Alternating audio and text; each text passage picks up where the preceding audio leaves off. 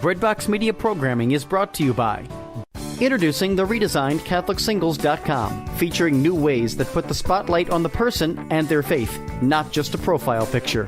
For the past 20 years, faithful Catholics have used CatholicSingles.com, and the reimagined CatholicSingles.com website is ready to help single Catholics take the next step in sharing meaningful relationships with other faithful Catholics.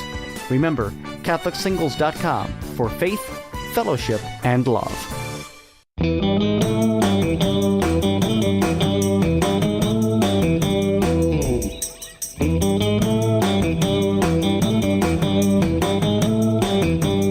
Well, hey everyone, and welcome back to another episode of Lisa, Hendey, and Friends. I am just super psyched, as always, to be back behind the microphone and just to have another great conversation. And actually, this week, the conversation is particularly meaningful. You know, we call this show Lisa, Hendey, and Friends, and a lot of times I'm meeting the friends that I interview for the very first time. But that's not the case with this week's guest. Our guest this week is filmmaker Erin Dooley. And Erin was born and raised in the suburbs of Chicago and earned a bachelor's degree from the University of Dayton and has become an award-winning screenwriter who made her directorial debut with the Christian musical film Broken and Beautiful. Erin has since founded Dash Entertainment, which was founded in 2010, and she's produced two feature films and numerous short films, comedy web series, a collaborative web series, and a feature documentary.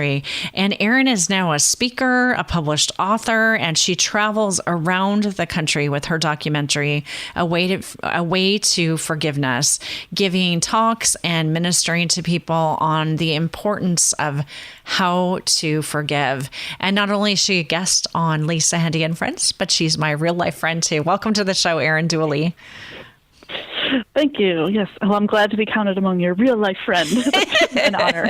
not my made up in my head friends or my pretend friends, but my real life friends. Actually, Erin, I don't even remember exactly how we met, but I know that you're one of the first people that I met when I moved to Los Angeles. And although we don't get to see each other often enough, it's such a gift to me to know that you're just a freeway away. And I just love your creative spirit and just your heart. And so I always like to ask people, as the first question on my podcast, just tell us a little bit about your story, about Erin's story.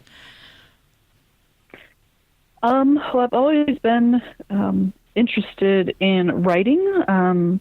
I thought I'd be an author when I was younger. That's what I was more interested in. Just came from a family of avid readers, so I guess, you see in your future what you see in front of you. So since I was reading books, that's what I thought, but then quickly turned to writing film once that just seemed better suited to what I wanted and the stories that I would tell. But yeah, I always grew up, I was, on stage as a high schooler. So I always, liked that creative thing, just being in the creative world, and then realized, yep, I'm fine being behind the camera. I don't need to be up on stage anymore or anything like that. So it's always kind of been in my, something that I would be doing was something creative, and have this entrepreneurial spirit and to kind of blend those two, the business and the creative, doing my own thing with my own business and producing my own content for the past couple of years. So then decided to pick up and move out to LA from Chicago and try to pursue the dream and focus more on the writing and getting other people to produce my work. So.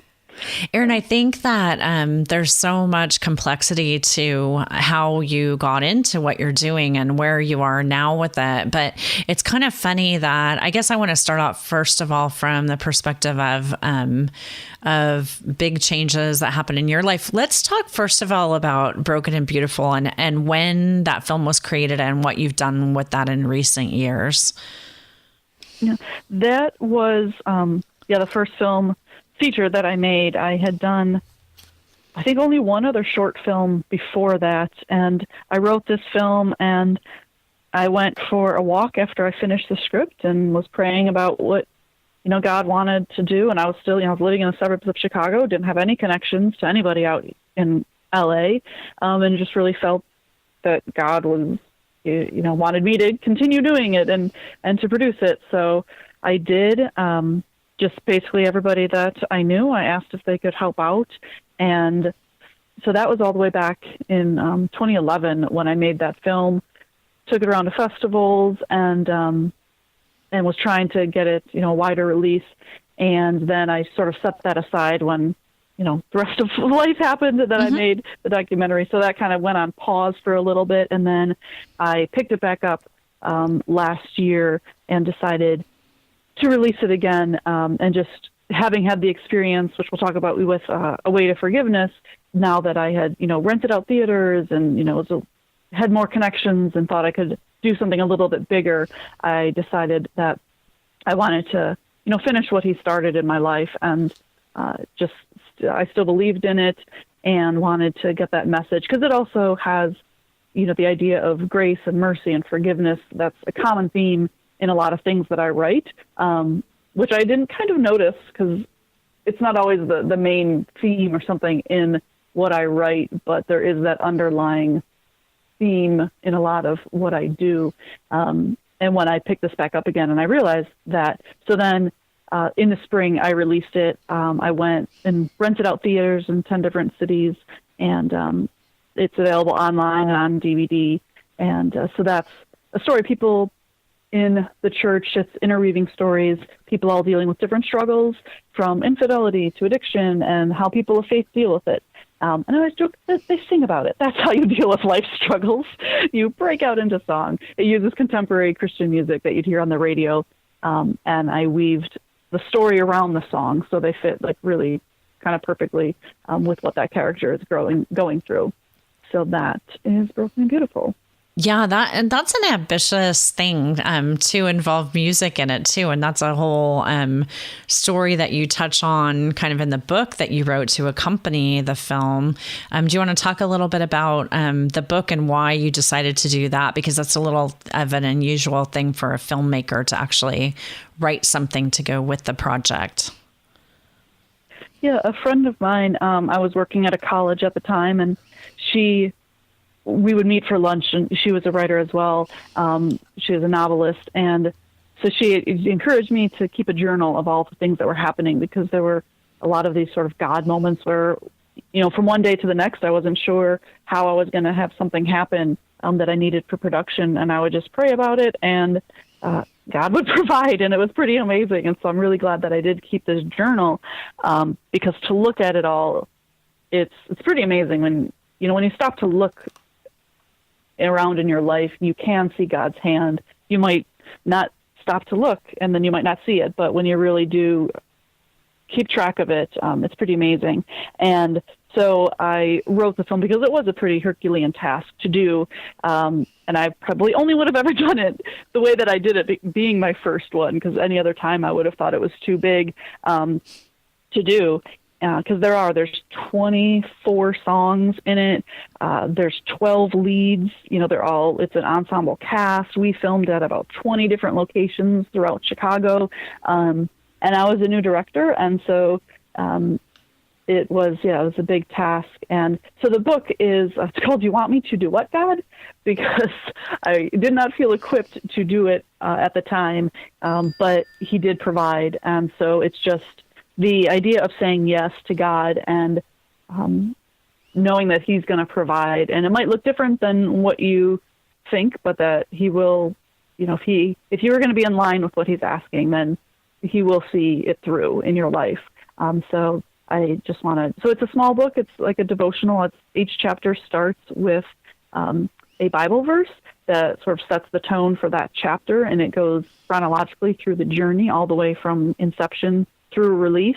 And so it's a quick read, and some people do it as a daily devotional, or you can read it straight through, but it's just, so people can look at how God might be calling them to do something, and having them grow past their comfort zone to do something big for God, or maybe even small for God, but whatever God's calling you to do, that he'll give you the tools to do it. It's, I think that one of the things that I'm so drawn to in you, Erin, along with the fact that you're just super fun and super awesome and cool, is your vision for storytelling, and that it comes out of a place of very real depth of emotion in you. And the first work that I was introduced to of yours is your beautiful documentary, A Way to Forgiveness. And I know that our listeners probably don't know anything about that project. And so I wonder if you might describe for them where that came from and what it eventually turned into for you, A Way to Forgiveness. Yeah, it focuses on my journey across Spain on the Camino de Santiago, which is a religious pilgrimage. I had been interested in walking the Camino for many years, and it just didn't happen because you have to take at least a month to walk it. And, most people's schedule don't allow that. But then I lost a job, my husband left, and we sold our home. So I found myself living back with my parents. Suddenly you were free. Freelancing. Yeah, so since I was my own boss, I was just freelancing in film production. I gave myself some time off to walk, and so I went, and I figured I would bring my camera just in case. I wasn't 100% sure, what I would do with any footage that I took, but I just decided to interview people about forgiveness, and it was, selfishly just for me to heal from the divorce. And, I learned so much. I just watched this, since I do go and show it to people. I just rewatched it a couple of days ago, and I still learn from the people that I met. You can hear something one time and then you hear it again, the exact same thing, but you're a little bit different in your life. And so it hits you in a slightly different way. So there's a lot of wisdom from the people that I met on the Camino. So when I came home and I watched it, I thought, wow, I already went through, a hurtful, painful process. But if this can help people, then I might as well turn it into something good. And so I put it together in a 45-minute documentary, and it just chronicles how somebody can forgive and heal. And I released it in 2016, and ever since I have been going to churches and talking, which was, a new part of something that I can do is to then give a talk on how to forgive. Never planned on being like a motivational speaker of sorts, but that, kind of got birthed out of this experience. And it's really quite lovely because I'll meet people afterward, and because I leave very little back. I don't hold much back in the film since I wasn't certain if it was going to be anything. And it was, at the very least, it was going to be a video diary for myself. So I'm very raw, and I really just lay it all out on the table. And so people in the audiences will come up to me, and they'll really share a lot of personal things and ask me for advice. And so I do take it very seriously. And it's really special to me to be able to have those moments with these people that are opening their hearts back to me, and to try to help them, or at least, know that they're heard, and, just really acknowledge where they are in their life. And some people have called from the parking lot to apologize to, like, this one person came up to me and said that he just made a phone call and apologized to somebody because he felt convicted on when he was watching the film, that he realized, oh, wow, I might have really, really hurt that person, and I should apologize. So it's really humbling to be used by God in this way, and to just really, all that encourages me to continue to spread the message that we're all called to forgive each other, and this world would be a lot better place if we could all do that. As hard as it is for sure very difficult to forgive, but if you can do the hard work to do it, we would have a much more beautiful world. Yeah, Erin, I think it's that rawness that really struck me. I actually think, if I'm doing the math on this in my head right, I feel like I watched the film before I actually met you in person. And And so in the film, you've gone through this tremendously heartbreaking experience, and you've I think gone through a little bit of a pretty radical physical transformation because you have very little hair in the film. Right? You gave yourself a pretty good haircut before you went off to the Camino. Yep. And so then I remember meeting you for the first time, and you're this tall Amazonian, beautiful blonde-haired, long blonde-haired woman, and I'm like, wait, is this the same person? But I actually saw it when I was preparing, in a sense, for my own Camino of sorts. I walked the Notre Dame Trail a couple of years ago, and that was a 300 plus mile journey, not across Spain, but across Indiana. And I remember watching the film while I was in training for the trail. And I've always longed to go on the Camino and to make the Camino myself, but I don't know if I ever will, but I feel in a sense that I made it with you. And I love that what you talk about with respect to the fact that you didn't know if you'd actually share this. I think you made that film differently than had you gone into that walk thinking, okay, now I'm going to make a documentary. Because there was, there were so many points during my watching of A Way to Forgiveness, and since I've watched it subsequently, that I'll get just... I feel as though I'm walking with you, from both your openness, the filming style that you used, just how there's not, you don't really know when that moment of forgiveness is going to come, and the build up to it. I can really sense just how heartbroken you are, and how, to me, it's just so courageous that you would put it out there. How has it been? How have you kind of had a payoff from being so, I guess, vulnerable and showing yourself in that way? How has that blessed you in the years since then? Yeah, it is a little bit easy, like you say, because I didn't have hair in it. So it is easy for me to watch it, easier than perhaps it would be if I looked the same, because I can sort of dissociate, and I look like a character when I watch it. I'm always like, oh, that poor lady, she went through this. I'm like, wait, you're that poor lady. Yeah, you went through this. So it is a little bit easier to share, time and time again, because of that. And it sort of keeps me accountable to make sure that I really am, I guess, practicing what I preach, and really living out forgiveness, and trying to be an example, and a model, and like help other people realize the benefit of it. Because they do, if they see it at a screening event, because I do look different. And this last time I was like, wow, I look older then than I do now. And it's been 3.5 years since I walked. It just holding on to that hurt and that pain and just that anger, it really aged me. And so now, and I know it's just a nice reminder to myself to the benefits, because there's so many, there's spiritual benefits, there's emotional benefits, and then there really is physical benefits to forgiving and to living a lighter life, and letting those things sort of roll off you.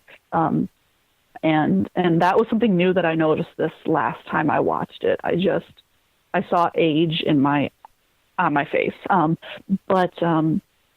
Just being able to connect with people in this way is really just beautiful. But yeah, just have the idea of being this example of forgiveness, or not example, because I want to say like I'm putting myself on this pedestal, but just to this continual reminder that, because every day you have to make a choice to forgive. Just like, you're married, every day you choose to love your husband, right, and to show him love. And so it's that same thing with forgiveness, that every day, yeah, you may have had that one moment where you finally said, yes, okay, I forgive this person, but things are going to come up, and you have to continue to live in that forgiveness area.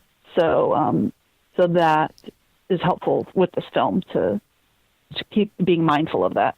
Well, what you're saying about taking this out and showing it to people, I'm reminded when I hear you talk about this, about kind of the speaking and retreat ministry that I do, and how, a lot of times I'm giving, I'll take, for example, my Grace of Yes retreat. I've given that retreat countless times, and yet every time I give the retreat, it's different because of the people that I'm interacting with and what they bring into that equation. And I see that work that I've done there through the prism of those people that I'm encountering for the very first time. And it's like I see it all over again, and it continues to be refreshed and renewed in my heart, the message that I'm trying to share. And that's why I think that you're unique as a filmmaker, and that you really have turned this, in a sense, into a ministry. So how can people, if they would want to have you come to their parish with the film, how can they get in touch with you, and what does that night look like when you bring the film and present it? Yeah, my the website is -entertainmentllc.com. So I have the contact form there, and I've done, I think every time I've presented, it's been slightly different depending on the needs of the church where I am. And that it's been a general church, event.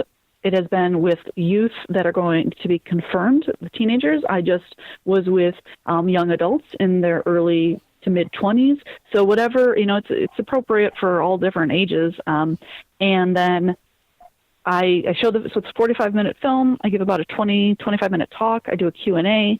I do have questions. So if the church likes to break up into small groups and to discuss, I have questions so that people can really think about forgiveness in their own life and reflect on how they can forgive.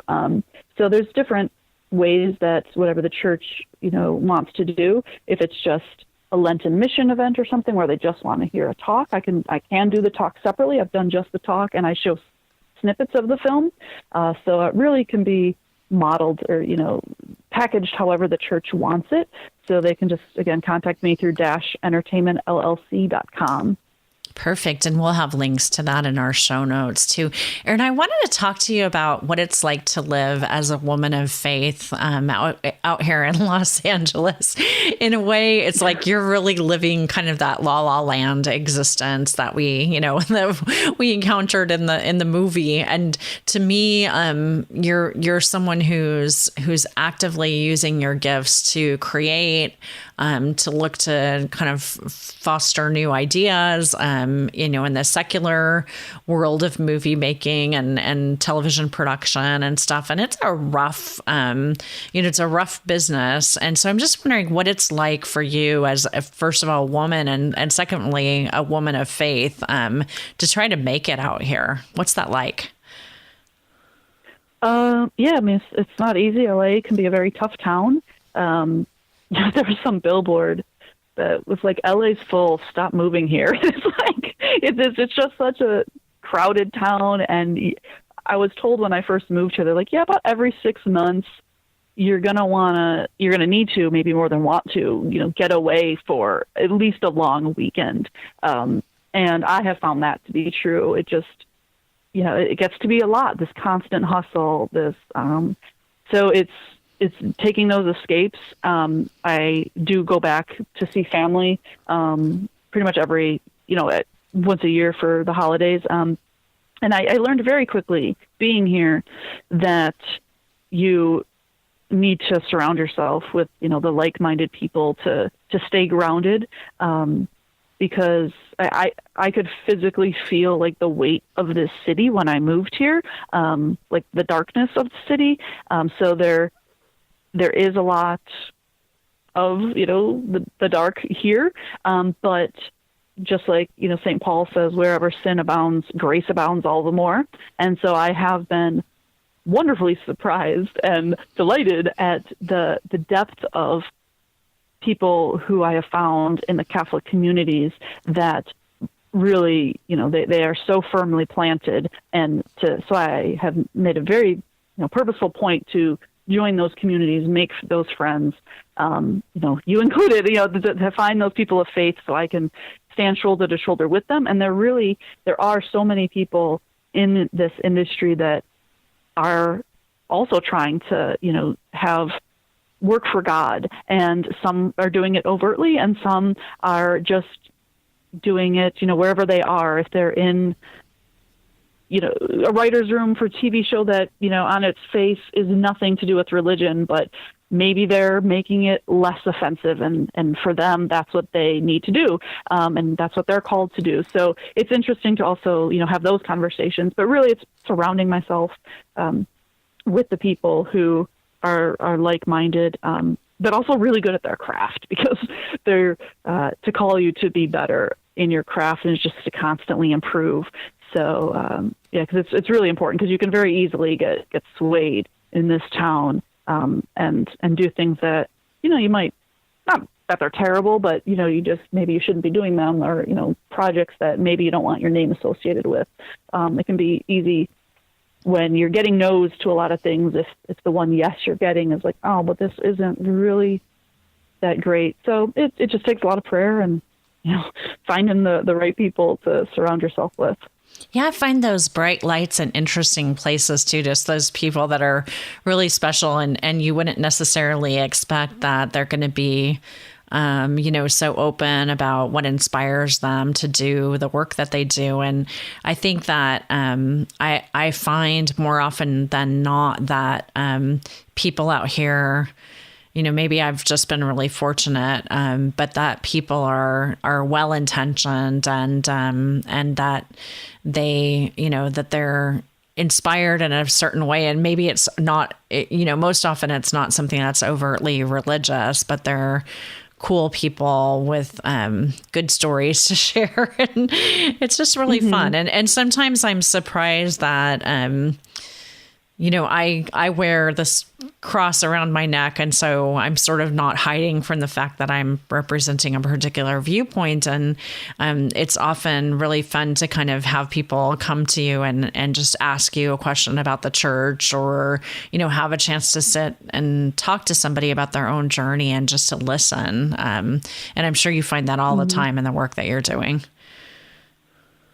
Yeah. When if you're in the creative and you're a storyteller, then you want to get to know the people, and and a lot of people, they don't have somebody to listen to them, and everybody, most people like to talk about themselves, so it's good if you can be that person, and to be that listening ear, and to just get to know people, because part of why this town can be hard is everybody's sort of climbing and clawing over people, and so to have that constant reminder that we shouldn't be behaving the same way. We shouldn't view people just as something to get something to that next step, that person has value just as a person, and let me get to know them as a person. And people can sniff that out so quickly. It's good to have that mindset. And I think you can find that with a lot of other believers. So just get to know the person, and then Erin, what gives you things will come from that. Yeah. What gives you like the hope to continue in a time when sometimes you have to deal with things not going the way that you would have hoped that they would go? What kind of propels you along and keeps you going?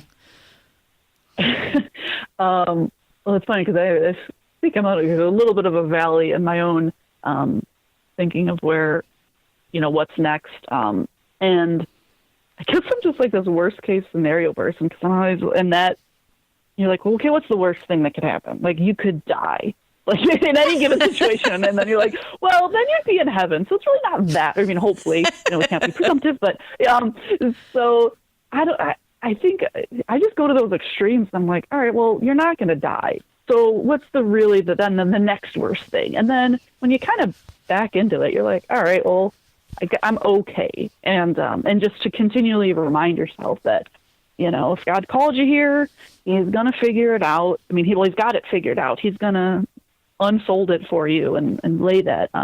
And just, so that's kind of how I approach it, and just remind myself that, God is going to take care of me in whatever situation. He's going to, take care of it. And I want to stay here as long as God wants me to stay here. So if that's, only another year, or if it's another 20 years or beyond, whatever it is, I'm okay with.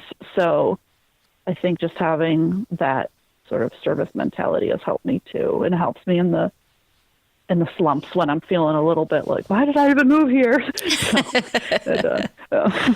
Erin, one thing I always tell my husband is, like, if anything ever happens and I like fall out of the sky on an airplane or something, he needs to immediately come into my office and like burn all of my notebooks, because I'm a voracious journaler, but I also have like just about every room that I live in and my car and any place that I spend any time, I always have notebooks, because I'm like an idea person, so I have probably 50 novels that I'll never write. Yeah. Are you an idea person, and how do you capture your ideas? And then how, as one who's kind of working at your craft, how do you know when to really dig into an idea and when to let it go into the ether?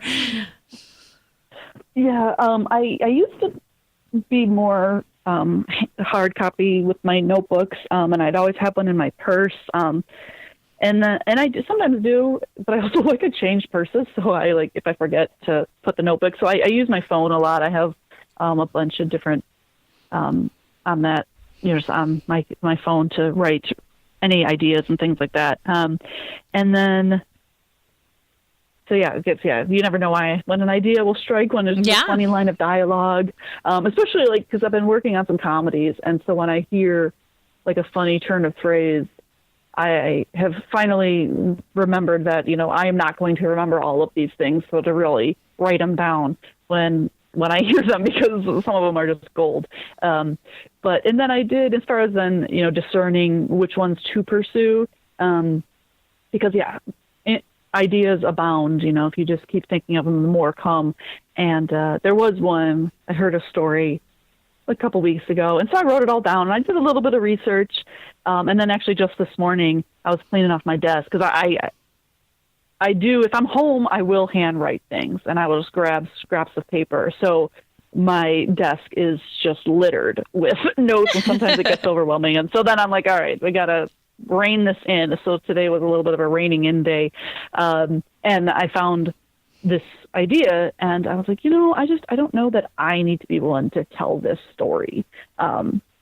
Because it takes a lot of your time to write a script, and then to be passionate about it, to go and pitch it to people, and to, if, the heavens open up and somebody buys it, then you're still working on it for years. So it's a big thing that you're doing when you're going to write something and hope that it gets produced. So you do have to have that passion for it.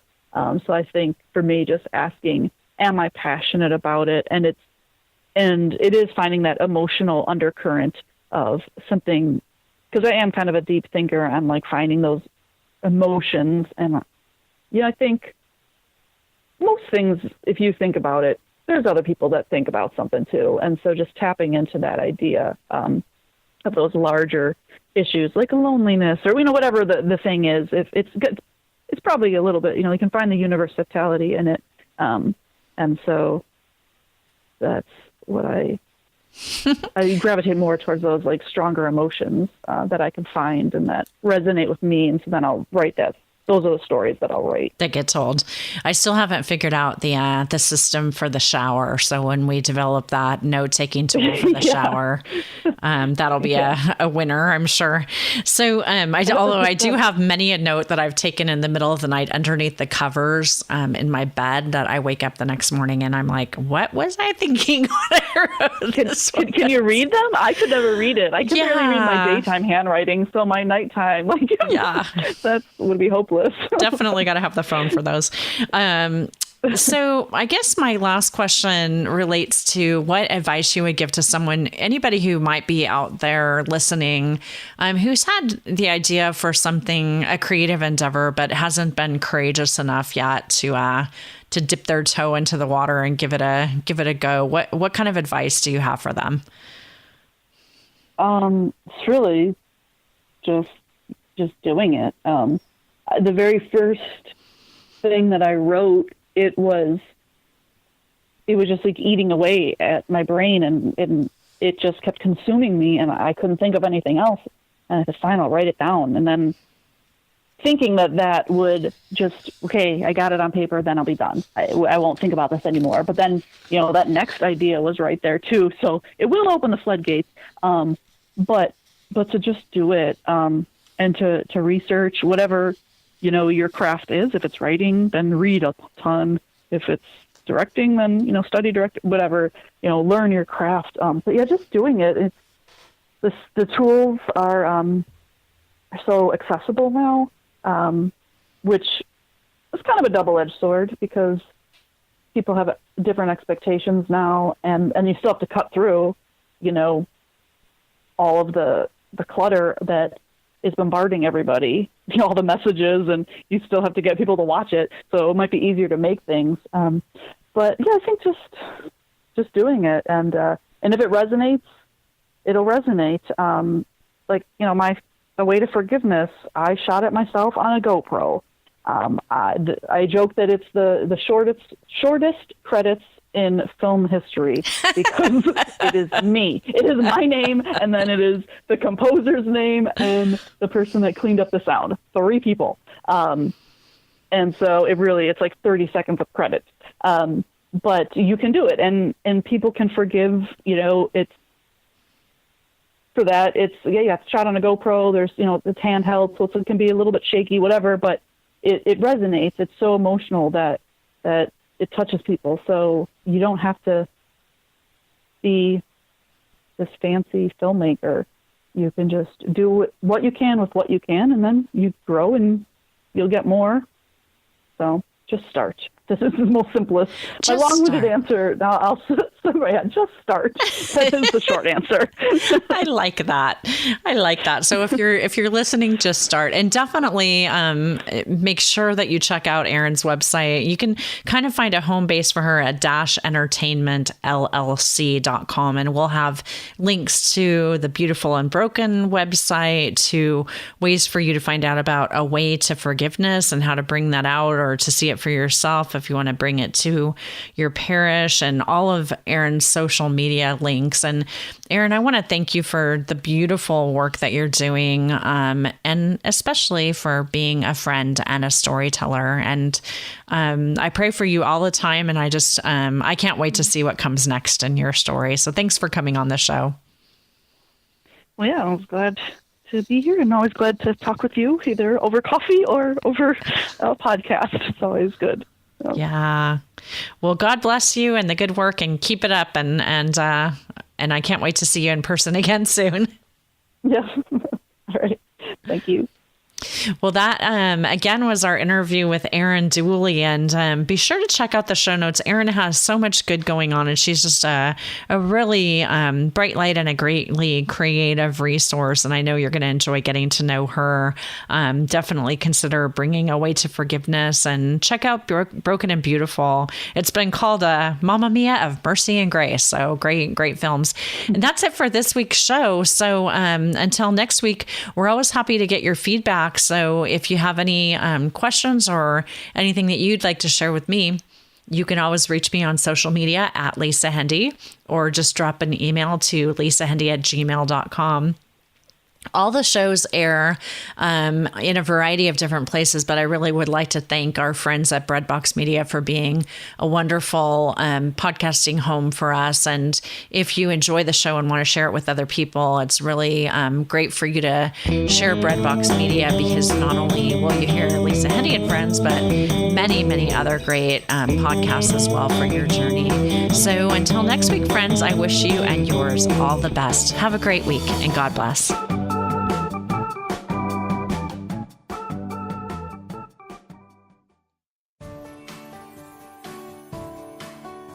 Breadbox Media programming is brought to you by Jack Kane Ford. Find your next Ford Tough vehicle at caneford.com. Woodhill Community Center. Have a hand in the heart of the city. Support their mission with your donations at woodhillcommunitycenter.org. Toyota in Nicholasville Superstore. Online consultants are standing by right now to help you find your next Toyota. Visit toyotaonnicholasville.com. Lexus of Lexington, home of the best-selling Lexus IS. Find yours today at lexusoflexington.com.